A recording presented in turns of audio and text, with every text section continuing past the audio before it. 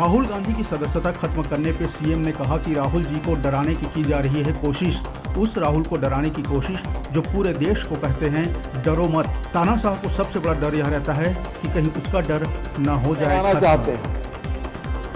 वो राहुल जी जो पूरे हिंदुस्तान के लोगों को कहते हैं डरो मत। राहुल गांधी की लोकसभा सदस्यता रद्द होने के बाद राजधानी में भी दिखा उसका असर। भाजपा कार्यालय एकात्म परिसर में भाजपा कांग्रेस कार्यकर्ताओं के बीच जम के हुई मारपीट। भारतीय जनता युवा मोर्चा जिला अध्यक्ष गोविंद गुप्ता का फटा सिर। इतना ही नहीं, भाजपा के कार्यकर्ताओं ने भी राजीव गांधी भवन में जमकर किया पथराव।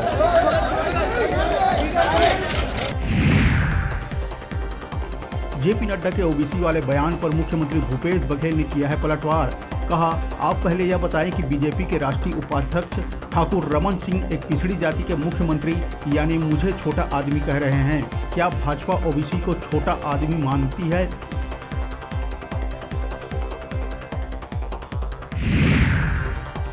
राहुल गांधी जी की सदस्यता समाप्त करने पर अरुण साव ने कहा कि संविधान के नियमों के तहत हुई है कार्रवाई।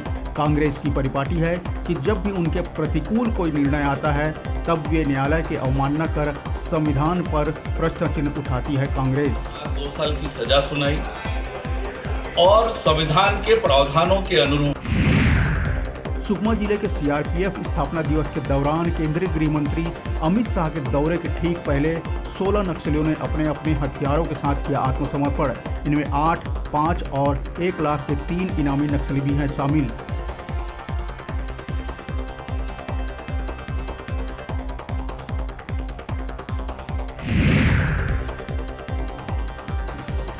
न्यायधानी बिलासपुर पहुंची राष्ट्रीय महिला आयोग की अध्यक्ष रेखा शर्मा ने कहा कि छत्तीसगढ़ में महिलाएं अपने अधिकारों के लिए बहुत कम है जागरूक।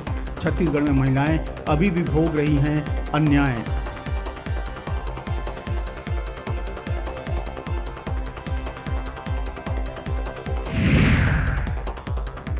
सूरजपुर जिले में भूकंप के झटके किए गए महसूस, जिसके बाद लोग घरों से बाहर निकल गए।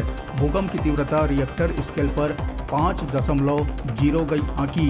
सूरजपुर के साथ अंबिकापुर में भी भूकंप के झटके महसूस किए गए। भूकंप का केंद्र सूरजपुर के भटगांव से 11 किलोमीटर की दूरी पर था केंद्रित।